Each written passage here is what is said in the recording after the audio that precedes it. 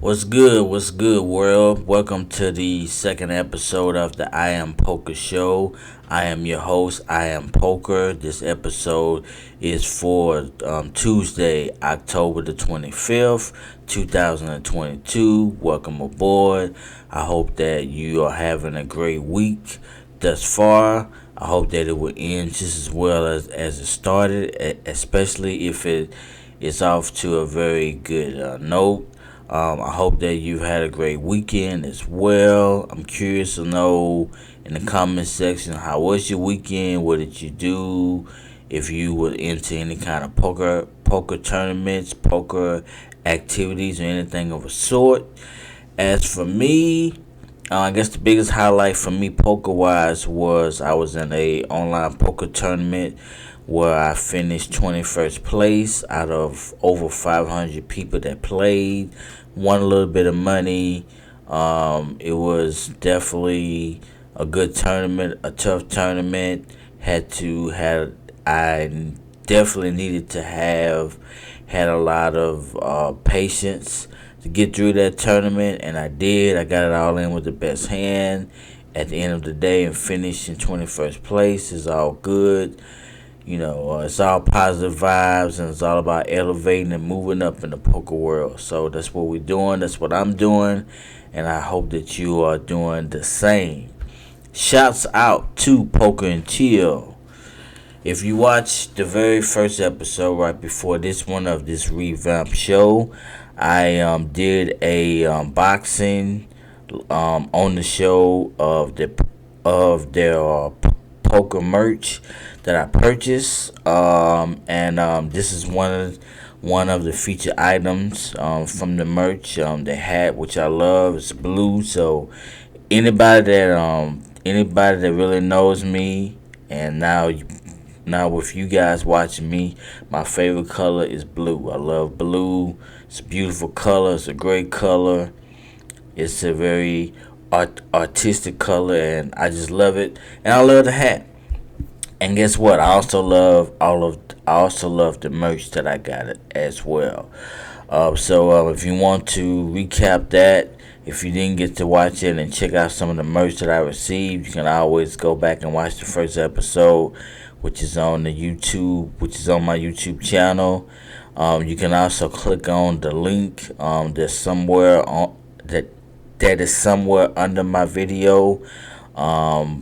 I do have their website somewhere there, so you can just click on there to check out all of their merch, and who knows, maybe you might like something that is there. So if you like good merch, if you like good poker merch, check them out. Poker and Chill. I appreciate them, and I love this stuff. I love they apparel stuff. Want to give a shout out to Chris Moneymaker. If you don't know who Chris Moneymaker is, Chris Moneymaker is pretty much single-handedly the one of the most influential people in poker. He pretty much is the man that is responsible for the great poker boom that happened around 2003 up until now. Poker wouldn't really be poker if it wasn't for him, and him having one of the greatest wins in poker history. Not just the fact that it was a win, but it was the backstory that was behind him winning the tournament that have catapulted poker to where it is now, and the prestige and everything that has surrounded poker in a good light, of course. Is all thanks to him, and I will go in more detail about that in just a moment. But like I said, I wanted to give a quick shout out to him because October the 12th through the October the 16th, there was a tournament in Australia, Czech Race Poker Championship. They had a tournament there, and they actually named the tournament basically after Chris Moneymaker, called Moneymaker Main Event, and it featured 337 players. He ended up winning his own tournament, so that was good. He got to the final table fourth in chips, and he ended up taking it down. So congratulations to Chris Moneymaker. Like I said before, poker really owes a lot to this guy. This guy basically he won the World Series of Poker in 2003. If you don't know what the World Series of Poker is, it's basically the Super Bowl of poker. It's the biggest poker tournament that you can play, at least here in the United States. And it's it features some of the best of the best from around the world and the states as well. And he won it. Basically, he got into the tournament off of a $39 satellite, a online satellite tournament that was, I guess it was $39. He got in through that, won that tournament, and then he was able to be featured to play in the biggest tournament that we have to offer here. And he won that tournament, and it was a big thing at the time because it was really unheard of a person, I guess, of his stature, because at that time he wasn't really nobody big, I don't believe. When I first started really getting into poker and wanting to learn the game, he was the main one of the main people that I started watching, because at that time the World Series of Poker was on TV. So I started looking at the tournament, and he was the biggest highlight at that time. He was, he was a huge deal at that time for his backstory and how well he was doing in the tournament. Then when he won, it was like a big poker boom happened. An explosion happened with poker, and now poker is one of the biggest, no limit poker, and just poker in general is one of the biggest, games and biggest industries that is out now. And he's a very large part, if not the biggest part, of why that even happened. So shouts out to Chris Moneymaker, and shouts out to the contribution that he made in winning that tournament. I'm sure when he won that tournament, I'm sure when he even got in that tournament, the last thing he thought that he was gonna be the catalyst and the person leading the charge to poker being what it is now. Poker is very big business. It's a big revenue stream. Its popularity has grew tremendously since then, and thanks to him, it gives people like myself hope that they can, find their way in a big tournament like that, or some of the other bigger tournaments that they have, like the WPT tournaments and other tournaments. Him being in that tournament and winning, it gave people hope that they can do the same things that he could, even if they really couldn't for whatever reason. And now you have all these aspiring young guns who go into poker trying to learn and kind of like what's what I'm looking for, emulate what he did and all this stuff. So shouts out to Chris Moneymaker. Shouts out to him, basically. Before I go further into something that I wanted to talk with you guys about real quick, I need your help.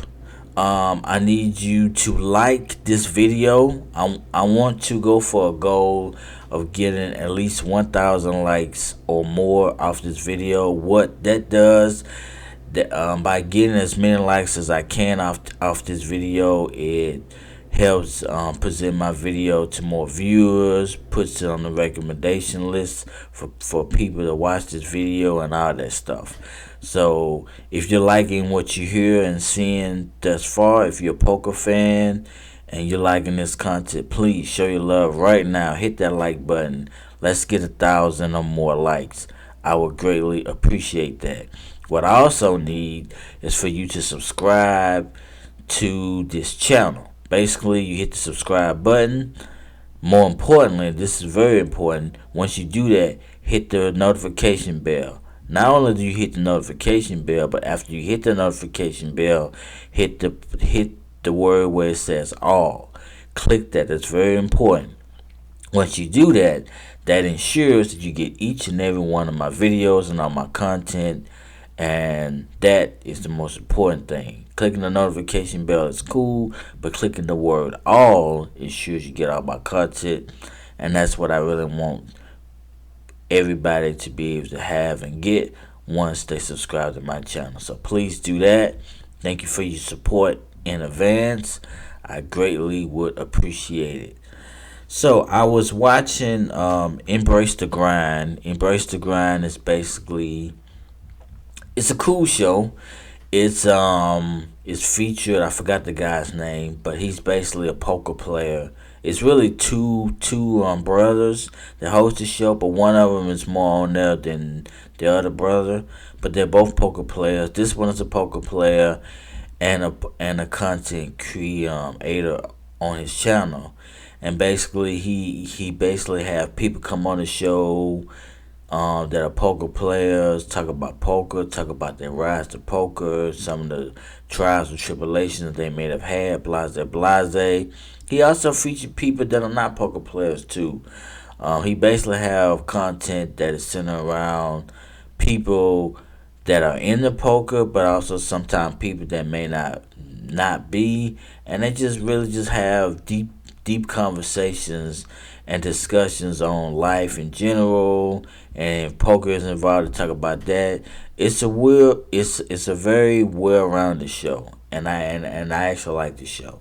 So the show is called Embrace the Grind, and there's a female poker player that was on there. This episode is like 2 months old, but I came across it, and I support the show and I support the channel, so I wanted to watch it. So, excuse me, take a sip of this water. All right. So, the lady's name is Nikki Limo. I believe that's how you pronounce the name, Nikki Limo. I'm hoping I'm not butchering her last name, but I believe that's how you pronounce it, Nikki Limo, or Limo, but I think it's Limo, Limo. She's a female poker player, and she's also a content creator of her own as well. And basically, there was a part of the episode when she was talking about a poker tournament that she was in, and she made the final table. Now, in some of these tournaments that are played, what would happen?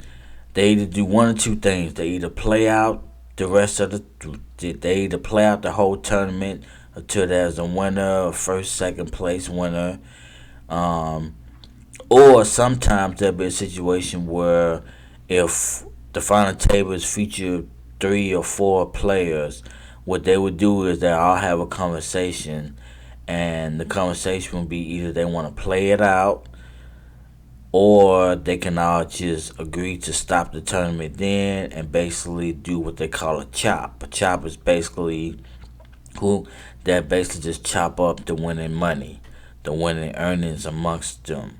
So if you're in first place, you get such and such, second, such and such, whatever the amount that is agreed upon amongst the players, however that they negotiate it, that's what it is, and the tournament, it'll be basically stopped, and that's that. And they have a reason why that they do that, but in her case, that was a situation, and they agreed to the chop, whatever that it was, but she regretted it, and she also mentioned that she really didn't want to actually do it, and she said that she would never do that again, and her reasoning was because she worked so hard to get to that point of the tournament where they get to the final table. She wanted to go for the win. She figured, hey, I don't work this hard to get here. Why stop now? Why go for a chop when I can just, go for the win and add that to my list of achievements and accomplishments of what I've earned so far from playing, tournament play and just poker in general. So my question to you guys that are watching this, that are true poker fans and true poker players, is do you agree that when you're in a tournament and you make it to the final table, are you with chopping your earnings and basically taking whatever that's agreed upon, or do you believe in finishing the tournament out? One of the things that stood out to me about what she said was that she has had a conversation and arguments with other players before about this sort of topic, and she's on the minority of the fact that she feels like that you should finish the tournament versus taking the winnings that is agreed upon. A lot of times players would agree to take the money, the winnings, because it just makes sense from a financial standpoint. But the other part of that is, and I'm in agreement with the female, is that if I am a competitor and I am competing in a tournament, I'm competing to win. I'm competing to go as far as I can go from a competitive standpoint. If that competitive nature leads me to finishing third, then I take that and I take the money that comes with it if there's money involved. If it leads me to finish second, same thing. First, there you go. But to be in a tournament that could sometimes last days, last hours, there's so much mental and physical um things that go with the fact that you have to withstand and go through just to keep yourself in these tournaments, that when you get to the final table, just to stop and end like that, as she said, it doesn't really make sense from a competitive standpoint. If you're in there from a financial standpoint, then of course it's gonna make sense to you. But I think the lines get kind of blurred when you're at a point where you're at a final table. One person wants to win or go for the win, and then another person just want to take the money and go. It's like, I guess for me personally, I'm a competitor. Don't get me wrong. I like money. I love money. And I get it from that aspect. But I'm a competitor first. And I want to win and I want to compete at the highest level when I compete. And if I'm in a poker tournament and I don't went through hell and back just to get to a certain point in the tournament, I'm not trying to chop. I don't want to chop. If I'm in a situation where the first three, four, or five places are gonna be in the money anyway, then yeah, I could probably get more if I chop, possibly depending on what we discuss.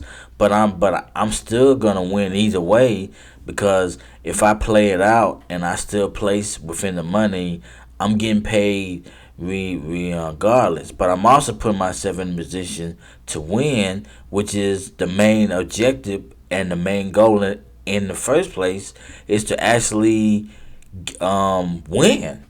I want to win. I want to win I mean, that it's not just winning. It's the fact that it notches a belt in my achievements and my accomplishments, which only is gonna make my stock rise as a poker player. And make my resume look even better, to say that I won such and such tournament, or I won these tournaments and I placed here. So for me as a poker player, to me, that's what it's all about. It's not about the political angle of trying to, get as much money as I can without having to compete fully to actually win it because of such and such stats or whatnot. At least not for me. For me, I want to compete. I want to be a successful poker player, a tournament player, and I want to win. And I want to compete at the highest level. I want to win as much money as I can, but do it still in a competitive sense and in a competitive environment. So that's what my stance is, and I think hers was pretty much the same way. She did end up agreeing to the chop. She said it made sense at the time, but then after she did that, she kind of beat herself up about it the next couple of days because she really regret doing that because she really wanted to win the actual tournament, and she said that she would never do something like that again, and I can understand it. So, what is your stance on that? Like, because there are some players that would get mad at you if you are in talks of negotiation of chopping the final table and you don't agree to it, and then you have to play on. That means that they have to play too. And I've been in a situation where some people at the final table, they will get upset or they will appear to look really, really, not happy that they have to play out the final table when you could have just took the money and ran and been good with it. And I don't think that that's right and fair. I think if you're gonna be mad and upset about that, then maybe you need to go to a game or a tournament where there's something like that is much more acceptable, and something that might be much more agreeable amongst certain players that may actually agree to that certain thing versus being in a tournament where you know you never know, you may end up being with a player or dealing with someone that really wants to compete and finish out the tournament, which is within their right to actually do. So tell me, what do you think? Leave me your comments on what you think about that. I thought that was a very interesting take on that. Not a very interesting take, but it was good to hear a player speak out about that and her experience about that. And I thought it was something that I would share with some of my poker colleagues on here and get your perspective on what you think. So with that being said, I'm not gonna hold you. Just want to talk a little poker talk. This is what we do over here at the I Am Poker Show. Once again, this is a journey for me. I'm not used to doing this. I'm trying to get better at it. As I go, changes slowly and surely will be happening as this show continues to evolve and get better. I'm going to continue to get better as your show host. But I'm doing this first and foremost because I love poker, and I just want to connect with like-minded poker people like yourself that love poker, and I just want to connect with you. I just want to talk poker, have conversations, build friendships, build relationships with you guys, and that's the main reason why I'm doing what I'm doing. Of course, I want to get better at it. I want to try to make something of this and see how far and how big that we can make this thing. So continue to join me on my journey as a content creator of this poker show. I will keep you also updated on my poker happenings as they happen, as far as me playing poker, what's going on with that as well, because that's also a part of the journey as well. Thank you for joining me. I appreciate you. I hope that you have a blessed and awesome week. Kill it on the poker felt, and I should see you next Monday or next Tuesday of next week with a brand new episode. Take care. God bless. Love you. Goodbye.